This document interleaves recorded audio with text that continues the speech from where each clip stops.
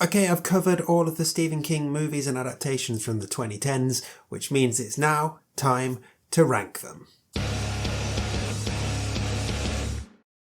Hi everyone, welcome back to my channel. I'm Dave Musson, and this is the place where I talk to you about all things Stephen King. And I totally nearly lost my thread there right at the start of the video. That would have been a good start, wouldn't it? I also recommend great books to you in my book club, and I occasionally talk horror movies to you in my Silver Scream section, but we are definitely talking Stephen King today, and this is a big ranking episode because last time out I gave you 19 reasons to watch Dr. Sleep, which means that we have now covered all of the movies and adaptations from the 2010s, which means it's time to rank them. And there's someone just pulled up outside my house and it's very distracting. I need to see what they're doing. This is great fucking YouTubing, isn't it? Don't these people know I'm recording? Anyway, I'm going to do a spoiler-free ranking of all of the movies and adaptations of Stephen King's works from the 2010s. And this is my ranking, so it's not a perfect, objective list. It's very subjective. Just me counting down from my least favourite to my favourite. But I would love to know your thoughts as well. What's your favourite 2010s Stephen King adaptation? And what's your least favourite as well? Because let's be honest, we all love sharing the things we dislike, don't we? So this is going to be a spoiler-free ranking. And of course, you can find 19 reasons to watch each of these things elsewhere on my channel. I can't put in links to all of them because frankly that would take too much time. But just click around my channel. Find the series of 19 reasons to watch stuff and you'll see them all there. So let's get cracking, shall we? Here is my ranking of all 22 movies and adaptations of Stephen King's works from the 2010s, from least favourite to most favourite. Right then, in 22nd place, at the very bottom, it's Mercy. Now, I wanted to put the film that I've got in 21st place at the bottom because of how offensively bad it is, which we'll get to. But in my heart of hearts, I know that it's still better than Mercy. So Mercy is a 2014 movie, supposedly based on the short story Grammar, and it's fucking terrible. And there are basically no reasons to watch it, which made finding 19 reasons to watch it very difficult indeed. Just honestly, an awful, awful, awful, awful movie. And I wouldn't inflict it on anyone, not even my worst enemy. So, yeah, Mercy, the worst adaptation of the 2010s for sure, and possibly of all time. We'll find that out once I do my overall big ranking, I guess. Right at 21, the movie that I did want to put bottom, but I will accept is better than Mercy. Of course, it's The Dark Tower from 2017. I mean, like, a way to just like upset an entire fan base, right? I mean, there are ways of fluffing your lines on something like that, but the way they particularly fluff their lines on this, sure, let's condense 8 books into a 90-minute piece of YA crap that takes away all the heart and soul of the story. And even for someone like me who isn't that massive a Dark Tower fan, it still feels offensive. Idris Elba is great casting. Matthew McConaughey, great casting. But this film is a piece of crap. And save for a couple of cool shots, just like, no. Right in 20th place, Cell from 2016. John Cusack and Samuel L. Jackson together for the second time in a King adaptation after the incredible 1408. Yeah, cool, sign me up. Wait, what? For Cell? Maybe I'm less interested. Yeah, just not good. Really low budget, cheap looking zombie film that seemed to employ hundreds of extras who are really going for it, but not in a good way. And then we get this confounding, just terrible new ending that also brings in the song You'll Never Walk Alone, which, if you're a football fan in the UK and you don't support Liverpool, then, or Celtic, I guess, but mainly Liverpool, then you'll hear that song and just think, oh, fuck off. And yeah, that's basically my reaction to the whole film. Fuck off. At 19, it's Castle Rock Season 2. Now, as we'll discover later in the list, I really enjoyed Season 1, but Season 2 is just terrible, terrible fan fiction that is interesting for maybe half of an episode. But for 10 episodes, 10 hours of my life, absolutely not. Stop it. And as I said in my 19 reasons, the fact that in the second season of this show, they were like, nah, we're done with Castle Rock now. We're just going to bring in Annie Wilkes and we're going to do a second story in Jerusalem's Lot as well, because we're so impatient and just can't trust ourselves to make compelling storytelling set in Castle Rock like we did with Series 1. Just, nah. The cancellation of Castle Rock is entirely Season 2's fault.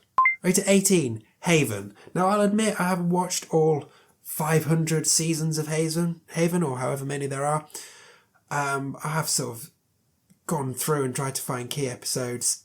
It's fine, I guess, but honestly, like, too long. And like, it just very quickly wanted to become this sort of crime of the week, mystery of the week thing. And for it to be claiming that it's based on the Colorado Kid, I mean, that is a stretch, really. And yeah, I guess it's kind of an interesting premise, a sort of Stephen King town with spooky stuff going on. Kind of a precursor to Castle Rock before it was Castle Rock, I guess. And definitely better than Season 2 of Castle Rock, but just one of those where they were clearly getting good numbers, so they stretched it out and kept making it, whereas they probably could have just done one really good season and been out and done with it. Some interesting moments, sure, but also not great.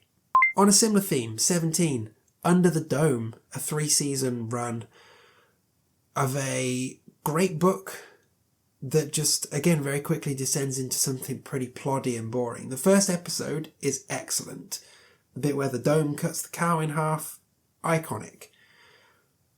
But then it just gets tiresome. And the second and third seasons where it deviates from the book, I just don't care. And again, just a cast that is just like, oh, you're all really bland, you're all really boring. You're making this story really boring, when we know from the book that it is insane and feels like a long-lost Cocaine King thing. Doesn't harness that energy at all, and is a real wasted opportunity, I think. So at 16 on my list, hilariously, I've put Cell again. So I'm having a great day. Let's move on to 15, shall we? In 15th place, In the Tall Grass, adaptation of the story King wrote with his eldest son, Joe Hill. Now, the story is really good, really unnerving, unsettling, bleak, gory, and a terrific ending. The movie is okay in large parts, but it does pull its punches, and the way it does the ending is a real disservice to the story, which is a shame. But what I will say, Patrick Wilson as a sicko who likes singing and being all nasty and gloopy and horror movie-y, good choice. Okay, at 14, it's Carrie, from 2013, of course.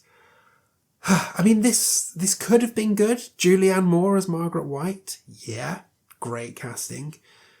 But Chloe Grace Moretz as Carrie, as this girl who's supposed to be deeply unlovable, unlikable, bullied, put upon, sort of frumpy, ugly, all of those kind of things. I mean, no, she was never going to be that, was she?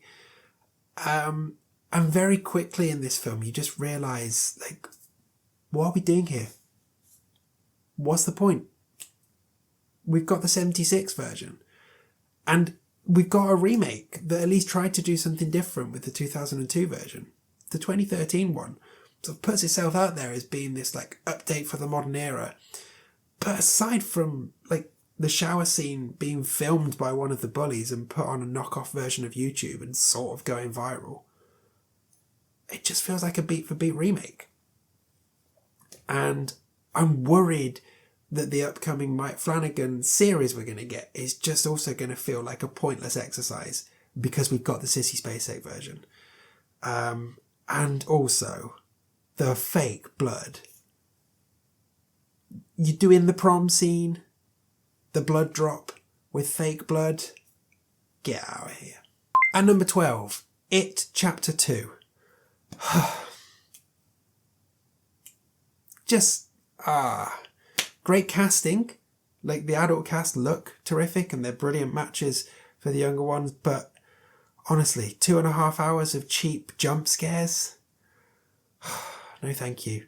And the digital de-aging on the kids just looks weird and isn't very well done.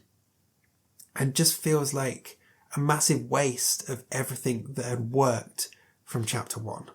So, sorry. At 13, Pet Sematary, the 2019 remake, of course. This could have been way higher. This movie takes a swing and makes a change that is incredible and is a bold choice and I really like. But then they put it in the trailer. And it's just like, what are you doing? Why are you shooting yourself in the foot like that? If they'd have kept that secret, that would have been one of the great rug pulls in cinematic history. But instead we knew about it going in, and therefore the impact of it just was nothing.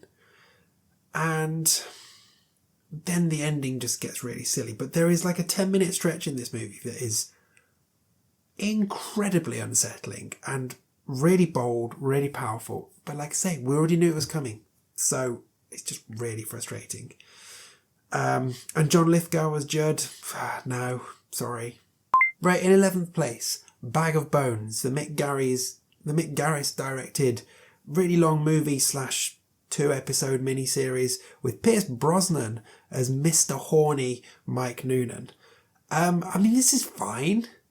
It's definitely better than everything else I've put on the list so far, but it is so mid-table. It's just, that's where it has to be. I mean, Pierce Brosnan, not great. The scene where he like touches the tree that's shaped like a naked woman and violently vomits everywhere, hilarious. One of my all-time favourite moments in Stephen King adaptations. But yeah, he's also kind of pretty annoying. And what's always impressed me with this is how something that came out in 2011 looks like it was filmed in about 1993. Like, just a staggering achievement. Okay, top 10 then. We're not necessarily getting into great stuff just yet, but let's have a look. 10, Big Driver. For a Hallmark movie, this is surprisingly violent and, you know, doesn't pull its punches like some of the other films on this list do. And it was an interesting story to adapt, and I think they did a good job. Like, some of the bleaker scenes in this are bleak and are harrowing. And, like I say, consider it as a Hallmark movie, you wouldn't expect it to go there. It's quite a satisfying rape revenge story, and I think it's a competent adaptation of a pretty solid novella. So, yeah, it's one that if you're looking for a fairly entertaining watch of a somewhat difficult subject matter, you can do worse. At 9, A Good Marriage, similar to Big Driver, a novella from the same collection, of course, Full Dark No Stars, and a similarly competent bit of made-for-TV filmmaking. I think it gets less interesting the longer it goes on, but the opening 20 minutes or so really are quite scary. And when you discover, along with our main character, what her husband has been up to, and then realise that he's on the way home, yeah, it is pretty nervy. And there are some really, really creepy moments. There are some changes from the novella that perhaps didn't work too much, but again, ultimately a pretty satisfying adaptation. And just another, if you're looking for a fairly simple Friday night watch, where you want a bit of horror and a bit of a thriller, there you go. Good Marriage. Okay, number 8, and we're starting to get into the actual good stuff now. Mr. Mercedes. Now, this one would be higher if it would just been one season. Yeah, seasons 2 and 3, some great moments, but just too long. Season 1 is excellent, and Brendan Gleeson as Bill Hodges is inspired casting. And yeah, the opening sequence of the Job Centre Massacre, really, really powerful. And yeah, a lot to like. Like I say, the first season is excellent. And if it were just season 1 alone, I think this would be higher up in the list. But again, I don't need 3 10-episode seasons of this at all. Definitely don't. Right at 7, Timekeepers of Eternity, a bit of a left field choice. This is the remix, re-editing, reimagining of The Langoliers from 1995, but done as a black and white living collage almost that condenses 3 hours of dross into 1 hour of just really compelling, weird fiction that truly works and focuses on Craig Toomey, who is the most interesting character. I have done a video about this for my members, so you can check that out if you want to. And you can watch this movie online. It is available to watch for free on Vimeo and on the filmmaker's website. Would highly recommend. It is truly excellent. Right at 6, Castle Rock Season 1. I loved this when it first came out, and rewatching it, I still loved it. The storytelling is so dark. The atmosphere is bleak. There are a couple of moments where you think, nah, actually not, like the Jackie Torrance stuff, but broadly speaking, this is incredible TV. And the bottle episode with Sissy Spacek, the Queen, stand by it, one of the best pieces of television I've ever watched in my life. And I just love that we went to Castle Rock and they gave us so much darkness, and it really, really worked. Okay, top 5 now then, and we're starting off with Dr. Sleep. And yeah, just a compelling movie. Some good casting. Ewan McGregor is pretty good in this.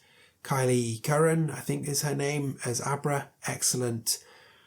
But my God, Rebecca Ferguson as Rose the Hat. Unbelievably beautiful and terrifying at the same time. And for this movie to be an excellent adaptation of the novel, and at the same time be a sequel to The Shining, the novel, and Kubrick's The Shining, and pull off both in a way that works for constant readers, that King was happy with, and that just works if you're just watching the film with no prior knowledge of it. Hugely impressive. And actually, whisper it, maybe an improvement on the novel. And the scene where the True Knot are torturing Bradley Trevor, one of the most harrowing things I've ever seen in my life. Okay, at 4, 11/22/63, the miniseries. Again, really, really good. Possibly a little bit long, and a couple of moments that just feel a bit padded out to get it up to 8 episodes when 6 might have been a better choice. But a really excellent adaptation of one of King's absolute very best books. Some brilliant casting. I mean, shame James Franco's a bit of a shit now, but he is good in this, you have to admit. And Sarah Gadon as Sadie works brilliantly. And some great moments. And a thoroughly enjoyable series. And, they made some changes from the book, but kind of works. And yeah, I just had a great time with this. Number 3, 1922. Another one from Full Dark No Stars. Thomas Jane as the lead, leaning into his southern drawl and just nailing it with a fantastic performance and a really captivating bit of bleak as hell storytelling with some terrific scares, some excellent gross out moments, and just a very, very excellent film. It's a shame it's only on Netflix because this deserves to be seen by way, way more people. But it is truly excellent. My number 3 pick for this decade. Okay, 2 left. So at number 2, it's Gerald's Game, Mike Flanagan's adaptation of a book that everybody had previously assumed was impossible to adapt. And he showed it wasn't, just with a bit of creativity and some smart filmmaking. Carla Gugino and Bruce Greenwood giving us this performance that feels more like a play than a movie and gives us everything that works in the book. And also with the degloving scene gives us one of the most horrific things you will ever watch in your life. But yeah, such an incredible film. The flashback sequences with Jessie and her dad as a kid, they work really well. The Moonlight Man, absolutely terrifying. And while personally I wouldn't have been quite so faithful to the ending of the book, like, it still works in this movie. Just like it does still objectively work in the book, even though, you know, doing something different perhaps would have been more powerful. Again, another one that suffers from just being on Netflix, because this deserves to be watched by a way bigger audience. But yeah, a fantastic film. And one that within 5 or 10 minutes, you just can't take your eyes off. And as a constant reader, you spend the whole time thinking, he did it. He actually did it. Like, he achieved it. Well done. Right then, my number one pick. It's It, Chapter 1. Of course it is. One of the best horror movies from the last 25 years, full stop. Just wonderful filmmaking. Yes, Chapter 2 kind of ruins its legacy somewhat, but Chapter 1 is just amazing. And it's one that I could happily watch regularly. I could probably watch it once a month and not get bored with it. The kids are all brilliant. Their performances are excellent. Bill Skarsgård as Pennywise, wonderful. Some great scares. It's just about the right length. It captures everything you want from the book. It's funny, it's scary, it's heartwarming, and it just delivers the goods all round. And it's comfortably the best King adaptation of the 2010s, at least in my opinion. So there we go, there's my ranking of the 2010s adaptations of Stephen King stuff. Let me know your favourite from this decade and your least favourite as well.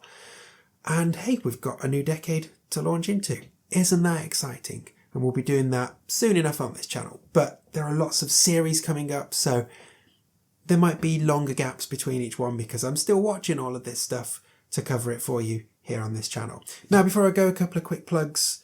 Everything is linked in the description, but you can find links to my Stephen King trivia book, to my award-winning collection of short stories, Once More Around the Sun, to my range of Stephen King themed band shirts, and you can become a member of this channel if you like what I'm doing here. You can become a constant viewer and get loads of extra good stuff. And if none of that works for you, just watching these videos is great. Get involved in the comments, share them with a friend, and subscribe if you haven't done so already.